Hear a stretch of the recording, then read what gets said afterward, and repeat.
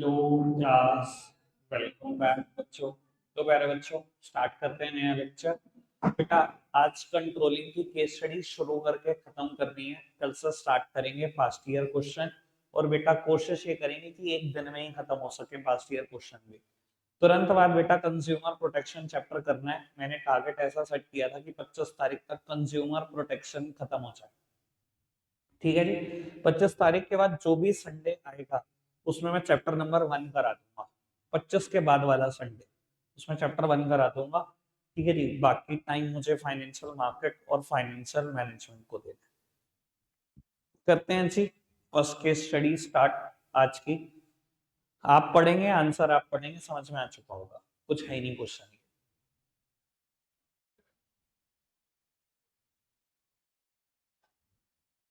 ठीक।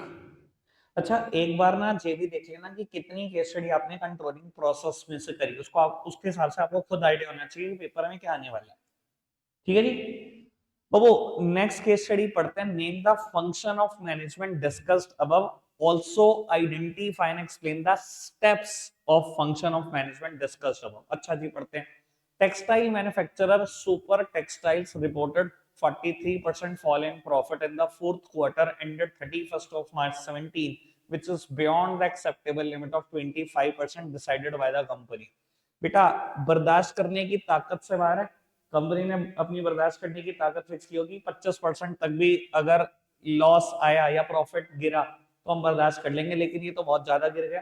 प्रॉफिट 43% गिर गया। मैनेजमेंट बाय एक्सेप्शन में तो होती है एक्सेप्टेबल लिमिट। कहते हैं this was due to higher fuel cost and lower yield on account of demonetisation. ये सब डीमोनेटाइजेशन के चक्कर में हुआ। ठीक है जी, समझ में आ गई बात। The company aims to implement cost saving measure by restructuring contract and its business processes to meet it target in future. ठीक है जी। अब वो बात बड़ी सिंपल सी ये है। फंक्शन का नाम तो समझ में आ गया, कंट्रोलिंग है। ये भी समझ में आ गया एक्सेप्टेबल लिमिट से कि फोर्थ स्टेप की बात चल रही है, एनालाइजिंग डेविएशन। और बेटा आपने करेक्टिव एक्शन भी ले लिए, इंप्लीमेंट कर दिए कॉस्ट सेविंग मेजर, रीस्ट्रक्चर भी कर दिए कॉन्ट्रैक्ट, अपनी बिजनेस प्रोसेसेस को भी थोड़ा सा ठीक किया, मॉडिफाई किया। हो गए दोनों स्टेप, एनालाइजिंग डेविएशन और taking corrective action. Here analysing deviation, taking corrective action, done. वैसे ये भी पढ़ लो केस, 1 मिनट का, जल्दी से स्पीड बढ़ाते। आप पढ़ेंगे, सैंपल चेकिंग वर्ड दिख जाए तो समझ जाना किसकी बात चल रही है।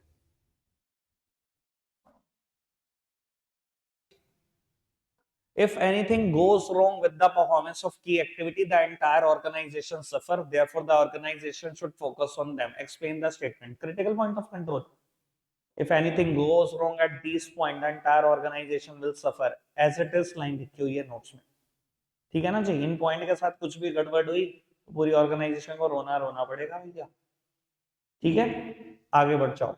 अभी तक जितनी केस स्टडी करी पता है आपको कहां से करी, एक ही टॉपिक चल रहा है। State the functions of management discussed above, state the two steps in the process of each of the function discussed above. और दो वैल्यू वैल्यू नहीं करनी बाबू, फंक्शंस होंगे कहीं ना कहीं बेटा। अब एक तो नहीं होगा, 2 3 4 5 देखते हैं कितने हैं। उनके दो दो स्टेप्स भी हैं बेटा। अच्छा जी, पढ़ो फटाफट से। आप पढ़ रहे हैं बेटा केस।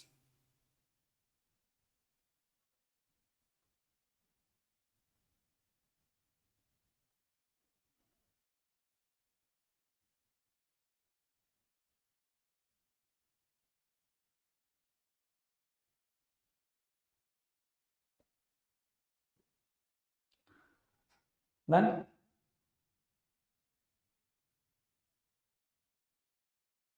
स्टाफिंग और कंट्रोलिंग है, समझ में आ रहा है। कंट्रोलिंग तो दूसरी लाइन से समझ में आ रहा है।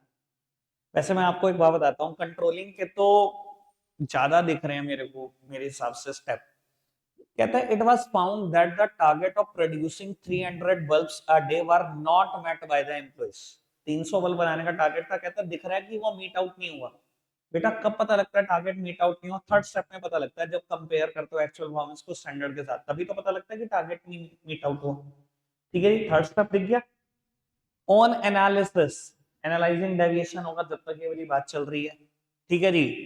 और उसके बाद कहीं ना कहीं शायद कुछ करेक्टिव एक्शन भी हुआ है। ये करेक्टिव एक्शन हुआ है to meet the increase demand. आपने असेस किया कि 88 वर्कर और रिक्वायर्ड है। अब 88 वर्कर और रिक्वायर्ड है और बाद में आप उनकी रिक्रूटमेंट के भी प्रयास कर रहे हो। स्टाफिंग एस्टिमेट करा, मैन पावर रिक्वायरमेंट 88 चाहिए और फिर रिक्रूटमेंट खत्म। ठीक है, आगे बढ़ जाए। चलो जी, आगे बढ़ जाते हैं बेटा। ये क्वेश्चन करते हैं। अब मैं ना आपको इस क्वेश्चन से ना एक बात का हिंट और दूंगा। ठीक है जी, फिलहाल पढ़ देते हैं, उसके बाद में कुछ बात करूंगा। Identify the function of management discuss अब, एक ही होगा, फंक्शन है। State the steps in the process of function identified which are discussed in the above para. AS Limited is a large company engaging in assembling AC. Recently, the company had conducted the time and the motion study and concluded that on an average, a worker can assemble 10 AC in a day. The target volume of a company in a day is assembling of 1000 unit of AC. The company is providing attractive allowances to reduce labor turnover and absenteeism. All the workers are happy. Even then, assembling of AC per day is 800 unit only. To find out the reason, the company compared actual performance of each worker and observed through CCTV that some of the workers were busy in gossiping. बाबू, अब मैं आपको एक बात बताता हूँ। मैंने कहा ना, मैं इस केस स्टडी से कुछ समझाना चाहता हूँ। टारगेट समझ में है, 1000 एसी असेंबल करने का टारगेट है। ये समझ में है कि एक्चुअल परफॉर्मेंस 800 यूनिट है, मेजरमेंट ऑफ एक्चुअल परफॉर्मेंस। अब मैं आपको बता देता हूँ, अगर थर्ड स्टेप कहीं नहीं दिया हुआ लेकिन शुरू के दोनों दिए हुए हैं, थर्ड स्टेप बनता तो शुरू के दोनों स्टेप सही है। स्टैंडर्ड फर्स्ट स्टेप में आ गया, एक्चुअल परफॉर्मेंस दूसरे में आ गई, तीसरे में होता है compare the actual performance with predetermined standard. अगर कहीं थर्ड स्टेप नहीं भी दिया हुआ और शुरू के दो स्टेप आपने आइडेंटिफाई कर दिए, तो तीसरा समझ लेना बाय डिफॉल्ट आइडेंटिफाई हो गया। ठीक है ना जी? तो जैसे ही मुझे दो मिले, मैंने तो सोच लिया 3 आइडेंटिफाई हो गए, चाहे कोई लाइन कहे कि नहीं गए उसके बारे में। और चौथी बात बेटा, जब आपने सीसीटीवी में कारण देखा तो पता लगा, एनालाइज कर दिया कॉज ऑफ डेविएशन भी, कि वर्कर बिजी थे गॉसिपिंग में। ठीक है जी, गप्पे मार रहे थे। 4 स्टेप मिले मुझे। इधर देखना पुत्र, देखो लाइन इन्होंने भी कोट करी वही 1000 एसी वाली, लाइन इन्होंने भी कोट करी 800 वाली। Comparing actual performance with standard, कहीं लाइन कोट करी? जरूरत ही नहीं है। अगर शुरू के दो स्टेप मिल चुके तो तीसरा बाय डिफॉल्ट मिल चुका, ध्यान रखना।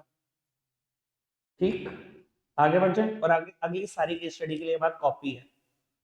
आगे बढ़ो जी। तो वो identify the management function to rectify the above situation, briefly state the procedure to be followed so that the actual production में come up to the target production. ठीक है जी बाबू, आपको कहते हैं ऐसा प्रोसीजर बता दो जिससे एक्चुअल प्रोडक्शन टारगेट के अकॉर्डिंग आ जाए।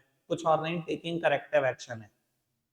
और इसके बाद में ना मुझे कोई केस पढ़ना नहीं है, पढ़ना तो पढ़ लो भैया। टारगेट था 200 यूनिट का, एक्चुअली में अचीव हो रही है 150 से 170।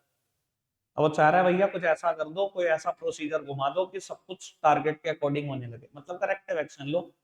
और खुद से ही पॉसिबल कॉज ऑफ डेविएशन बताओ, खुद से ही करेक्टिव एक्शन बताओ, पैकअप हो गया। कंट्रोलिंग है पहले पार्ट का आंसर, अगर बी पार्ट का पता लग गया हो तो। ठीक, ये देखो, ट्रेनिंग दे दो वर्कर को, एनवायरमेंट थोड़ा बढ़िया कर दो, रिप्लेस कर दो मशीनरी को, डिफेक्टिव है तो, ऑब्सोलीट है तो, खुद से लिखे हुए करेक्टिव एक्शन।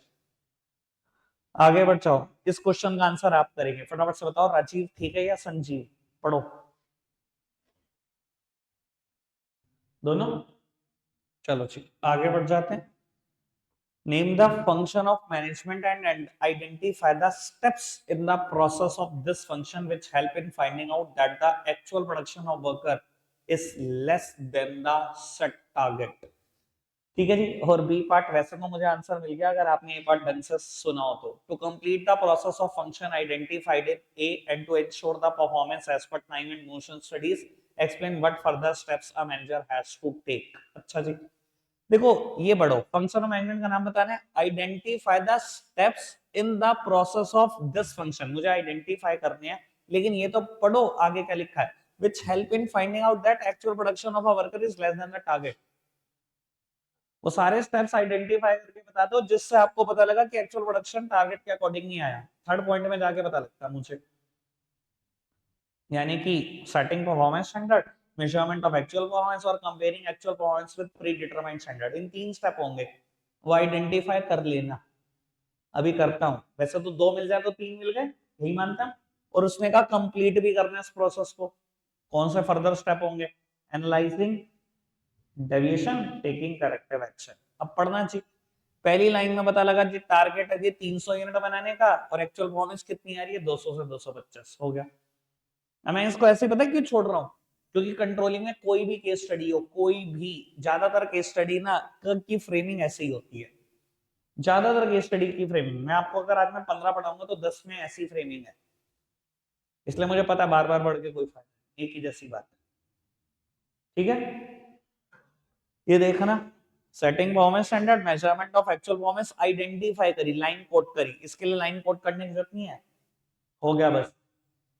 ठीक है जी, प्रोसेस कंप्लीट करनी है, analysing deviation, taking corrective action, पढ़ो जी। आइडेंटिफाई द पॉसिबल, है फ्रेमिंग वही, 200 का टारगेट 150 170 बच रहा है, फ्रेमिंग वही है क्वेश्चन की। Possible causes for decline in production and step to be achieve to achieve the desired target, possible causes of deviation लिखो, टेकिंग करेक्टिव एक्शन लिखो, खत्म। ठीक, आगे बढ़ जाओ। Identify and explain the function of management being performed by the quality assurance team by of Taste Buds Limited. ठीक है जी, explain the statement, record and analyze the deviation and take the necessary corrective action. Record the deviation. कैसे record होता है deviation? Comparing actual performance with predetermined standard, analyse the deviation, analysing deviation fourth step, taking corrective action fifth step, third fourth और fifth explain करना है बस।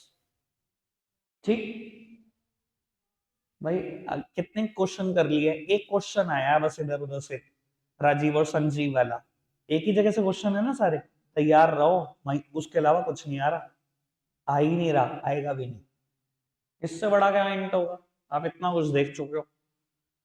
लो जी, identify the function of management being performed by Anubhav by conducting tests to ensure for the quality of garments manufactured in his export house. Briefly explain the term deviation और 3 advantage देनी है training to the employ. बेटा training to the employ के advantage लिखी जाएंगे। Deviation क्या होता है? Difference between the actual performance and standard is deviation. ठीक है जी, नेगेटिव भी हो सकता है, पॉजिटिव भी हो सकता है, जीरो भी हो सकता है, वो सब बताया हुआ है। अब फंक्शन ऑफ मैनेजमेंट पूछा बेटा कि वो जब टेस्ट कंडक्ट करता है क्वालिटी को लेकर, तो भैया कौन सा फंक्शन ऑफ मैनेजमेंट है? बाबू एक बार केस पढ़ लेना। वैसे एक बार बताऊं, जब डेविएशन टर्म बोली मेरे दिमाग में कंट्रोलिंग खनक गया, लेकिन जब ट्रेनिंग बोली तो स्टाफिंग भी खनक गया। अब आंसर तो एक ही है, क्योंकि फंक्शंस नहीं पूछे, उसने ये भी पूछा फंक्शन ऑफ मैनेजमेंट कौन सा होगा जब अनुभव टेस्ट कंडक्ट कर रहा है। ठीक है ना जी। अब भैया टेस्ट से दिमाग में ना सिलेक्शन टेस्ट भी जा सकता है, इसलिए जल्दी ना करना, एक बार पढ़ लो कौन से टेस्ट की बात चल रही है, फटाफट से केस पढ़ो।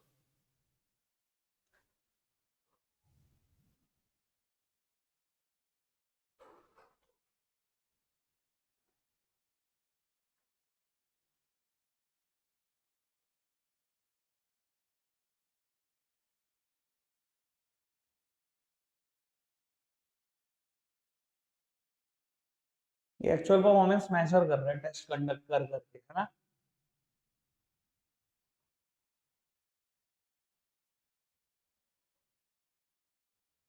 ठीक है ना जी, ठीक है, मैंने की कंट्रोलिंग की बात चल रही है। आगे बढ़ते, आगे बढ़ते हैं जी। Identify the principle of management control, principle of management नहीं, principle of management control adopted by the company, state the believe underline this principle. देखो बेटा मैं एक बात बोल देता हूँ, प्रिंसिपल ऑफ मैनेजमेंट कंट्रोल या सीपीसी होता है या एमबीयू होता है, ठीक है जी, या क्रिटिकल पॉइंट ऑफ कंट्रोल या मैनेजमेंट बाय एक्सेप्शन। वैल्यू वाला क्वेश्चन आना नहीं, एक बार फटाफट से पढ़ना, केस पढ़ो, मुझे आंसर बताओ क्या और किस लाइन से पता लग रहा है।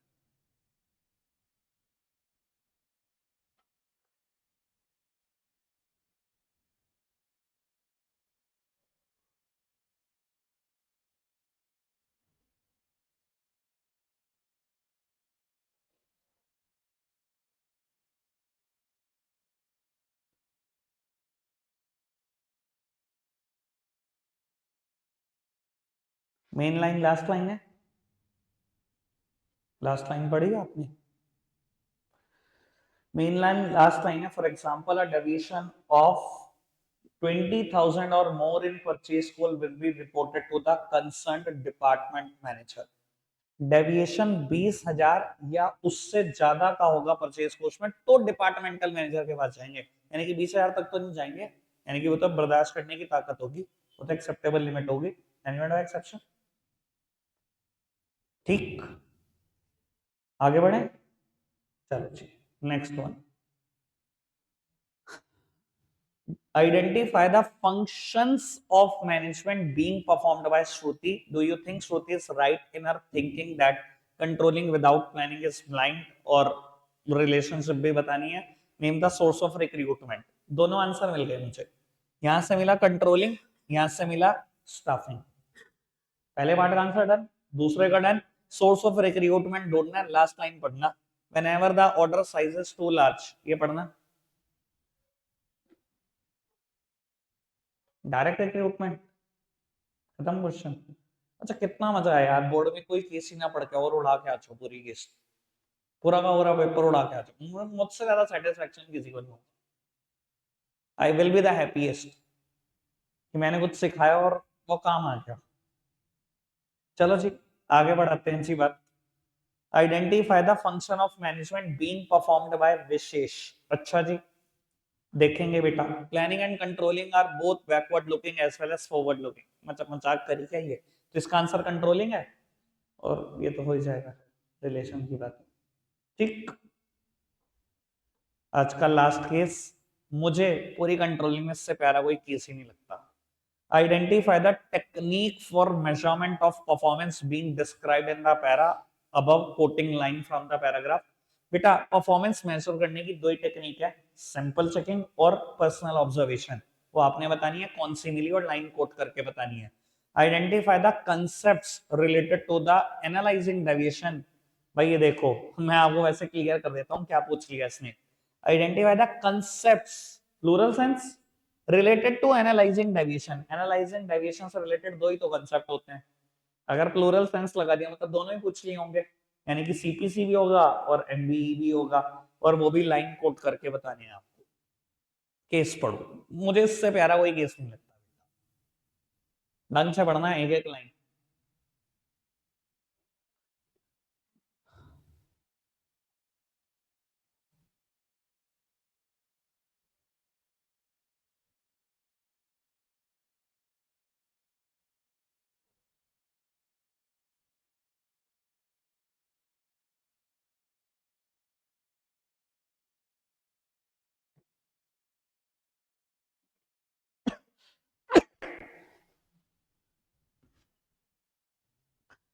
बेटा, पहले टेक्निक और फिर एनालाइजिंग डेविएशन के concepts. Shagun owns an export oriented unit in Faridabad.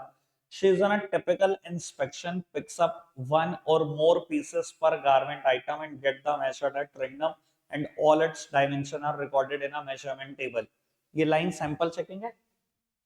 She in a typical inspection picks up one or more pieces per garment item and get them measured at random. जितने भी garment item बन रहे होते हैं उसमें से एक या कुछ और उठा लेती है और चेक कर देती है फटाफट से। सारी क्यों नहीं करती भाई, सारों की पॉसिबल नहीं है ना। बिस्किट वाला एग्जांपल याद है, सैंपल चेकिंग। ठीक, आगे बढ़ जाओ जी।